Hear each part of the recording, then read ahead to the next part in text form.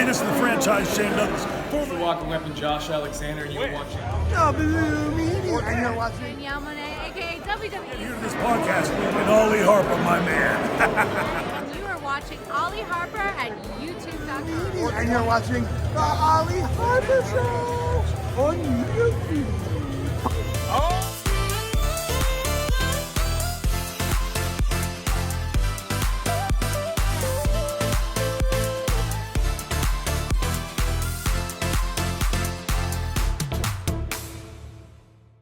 Officially announced my retirement from the WWE. I officially announced my retirement from the WWE. What? Hey, what is going on, everybody? It's me, Ollie, aka TNSAttitude, and I am back again here on YouTube.com for all things professional wrestling. Now, before we started this video, I pretty much wanted to get it out there. You know, this is going to be about John Cena and, of course, his retirement going in, well, next year's the retirement in 2025, his final run in the WWE. Of course, he would announce it at WWE Money in the Bank in Toronto, Canada, a couple of weeks ago. And pretty much this video is almost going to be a bit of a brainstorm and a discussion, an analysis of what would be the best final run that John Cena could have in the WWE in 2025. Now, of course, he's announced around 50 dates for next year. He'll be having his last Royal Rumble, his last Elimination Chamber, his last WrestleMania appearance as an in-ring competitor next year. So, and whatever else they decide to go with as well. But, you know, what would be the best way for John Cena to go out on a final run? And I don't think, for me as a fan, I don't believe it needs to be the Greatest Hits Tour. I just don't. I do not think this needs to be a Greatest Hits Tour. As, you know, I know people out there are saying, well, he's got to wrap it up with Randy Orton. They've got to have one more match, or he's got to go and... I heard RVD wanted to come back and have a one more match with Cena down the road as well. I think with where we are and where John Cena's position is in the company, it's got to be, the run will definitely be about helping the younger talent, but I also think the run will be about establishing a new legacy. Now, in terms of John Cena, when he comes back next year, I don't believe he needs to be exclusive to Raw or SmackDown. That's the first thing. He's almost like a free agent, and I believe he could be on Raw, and he can be on Raw for some programs, he can be on SmackDown for some programs, really to kind of balance it out and really show that, okay, Cena could mix it up with some of the SmackDown guys on some of the months, maybe a good story on there, and then maybe go on Raw, same thing. But where I think that where I think John Cena would be best suited for 2025, I think, and it's going to be really, I'm going to be really honest with you, I think it's the World Heavyweight Championship. That is my opinion. I feel that this World Heavyweight Championship that came in at Night of Champions, you know, the final down to, of course, Seth Rollins and AJ Styles in Saudi Arabia, and then obviously Seth would be the new, or the first World Heavyweight Champion of this new legacy and this new era of the World Heavyweight Championship. You know, they're not really regarding anything from 2003, 2002, up to, like, you know, when that championship, of course, when the World Heavyweight Championship was gone the first time. But I think that John Cena really would be a great opportunity to be in the mix and really add some credibility to this new World Heavyweight Championship prestige. And I feel that how they start that, maybe he could be involved in some way. You have Cena in the Elimination Chamber. I think that would be a great way to start it. If there's a World Heavyweight Championship Elimination Chamber match, that would be cool. And I feel almost like Cena gets the World Heavyweight Championship very early on in 2025. That is straight away where my attention is going with this. He gets the World Heavyweight Championship. That's, without a shadow of a doubt, where they start this with. Whether he takes it off Seth at the time, or it's Drew, or whoever is World Heavyweight Champion, Cena gets that run. Okay? He gets the World Heavyweight Championship. And then I would like to almost think what he could do. They could go down the whole road where he does a World Heavyweight Championship Invitational every year few months or weeks or something like that. That could be one thing they could maybe do, and then that way there is almost an open book of talent that could then work with Cena on weekly shows, even on Raw, with Raw, or you never know, they could maybe open that up to some of the live events. I think that would be pretty cool. But I also think in terms of key talent that John Cena should without a doubt be working with in 2025.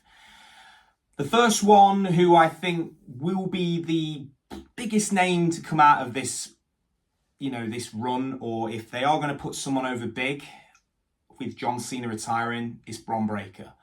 I think that Bron Breakker is the key guy that WWE wants to push, and I think that Cena would be the absolute, best guy to feud with Bron.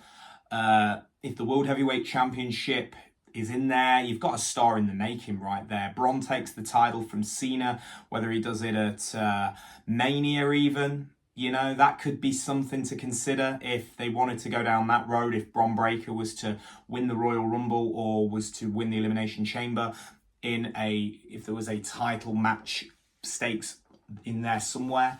I don't think at this point the heel turn really is relevant for John Cena. I just do not believe that it's going to be the heel turn would have happened years ago. That's straight away, what I think. But like I say, it's very, very key. I think Bron Breakker is a star that would absolutely be elevated if he was to work with John Cena in Cena's final run next year. Another talent that I'm also looking at is Carmelo Hayes. I really do feel that Carmelo would also get the same kind of elevation if he worked with Cena, just because, again, these young talents that they're pretty much fresh from NXT, but to work with somebody like Cena would really, put both of them up there, I think, and really boost both their stocks. I do feel that would be pretty key. Now, people have been very much saying what about this Randy Orton thing?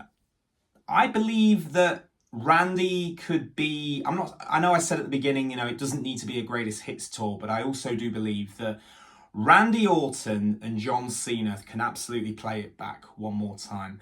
Does it need to be a WrestleMania match? I'm not sure, but they can definitely play it back next year in some way, whether they do it at SummerSlam, because remember next year, or is it next? It might be the year after. No, sorry, I think the year after is the 2-night SummerSlam. Correct me if I'm wrong, but I believe next year would only be a single night SummerSlam. But if they were doing it on 2 nights, hell yeah. But yeah, you can play that back for sure. I do feel that could be something. Cody Rhodes and John Cena would be interesting as well. I feel that because, the last time Cena worked with Rhodes in the, down the line was when Cena was of Main Event and Cody was Legacy. There are probably other times, but I'm just basing it around from what I can remember. And I feel that that would be really interesting to see, the American Nightmare Cody against John Cena. Yeah, that could be a great match, I feel, to really be on that tour. But yeah, in terms of the main points that will come out of this John Cena run, he gets the World Heavyweight Championship. That's the first thing. Straight away, that will give that belt a lot more prestige. As to right now, it's only really been, only a few people have had it. And I think Cena getting it would really help boost the title's prestige. In terms of the talents that can really benefit working with Cena, Bron Breakker, Carmelo Hayes. If you're looking then more for your marquee big matches, sure, Cody Rhodes, but also Randy Orton if you want to play it back. So yeah, those are the sort of the elements I'm looking at. I do feel that Cena works 50 dates. I do feel maybe we do see John Cena on some of the live events, some of the house shows. I do feel he will absolutely want to do some of the live shows, the live events, these WWE lives, whether that be UK, US, Europe. I can see that happening. I feel like he's going to want to come and do a bit of a tour. You know, this really is, he feels like, a bit like a musician doing that final tour. And Cena will absolutely be on them, I feel, down the line, whether they do like Birmingham, Nottingham, Sheffield, whatever, you know. So that's also something to think about. Cena and Punk. I mean, there's only so much, like, you got to remember. There's only going to be so many dates and so many opportunities and really things that can make sense. This is the thing that we have to really bear in mind with this John Cena final tour. It's not the things have got to make sense, and they've got to be about things that are going to help push things forward. And I think where I'm sort of looking at this and where my position is with this is looking at what could help push the company forward by Cena putting over guys like Carmelo and Bron Breakker, but also are things where we are just going to be playing, like I say, the Randy thing, I do think would be pretty cool. I am in the majority. I do feel that would be a pretty cool thing. But when you start looking at, oh, well, if he's working with Orton, he's got to work with Punk, and if he's working with Punk, and it's like, I don't know if I want to see Cena and Punk again. You know, if I want to watch Cena and Punk, I can go put WWE Money in the Bank 2011 on and go see some just great wrestling. You know, that's something right there. I think Drew McIntyre and John Cena would be good as well. I'd put that in the same bracket as the Cody match, just because Cody and Drew have absolutely evolved as stars since Cena was really around in the company on a more, permanent basis or, full-time basis. So I do feel that a Drew Cena match in this era would be a lot more interesting to watch than, Drew as a rookie, as the chosen one, 2011 against John Cena would not have had the same, depth and body as what we can do now, because Drew McIntyre has, again, another star right there that is just blown up, absolutely blown up. And it's all through an injury from CM Punk, all that. No, and it's benefited both of them. So without a doubt, I'm looking at Drew, I'm looking at Cody, Randy, Carmelo, Bron, 5 guys right there that I would, say straight up, yeah, I could, I'd be happy with all of those matches for John Cena. And that's about it. I don't think there's much more I can really go into. I mean, where does he wrap up? When would his final match be, I guess? And, if you look at it, he's going to have like I say, he's going to have a very key place to be at Royal Rumble. He's going to be in the match, I feel. Chamber, this could be where he could win one of the titles. And I think that's where it's key for this to really work, is Cena has to have a strap to make this run really go somewhere, and then where other talents can really, bounce off Cena, and that torch can be passed when he, rides off into the sunset and goes to film more movies for Amazon. So, sure, but I think that's about it from me. But as I say, thank you very much for tuning in today. I hope you enjoyed this video. This is just a bit of a brainstorm, bit of an analysis. And if you have any thoughts that you'd like to share in regards to John Cena's last year in the WWE for 2025, please let me know below this video. I would love to hear your thoughts. And that's about it from me. So as I say, don't forget to comment, subscribe and like, and I'll catch you down the road for another video. I'm out, guys.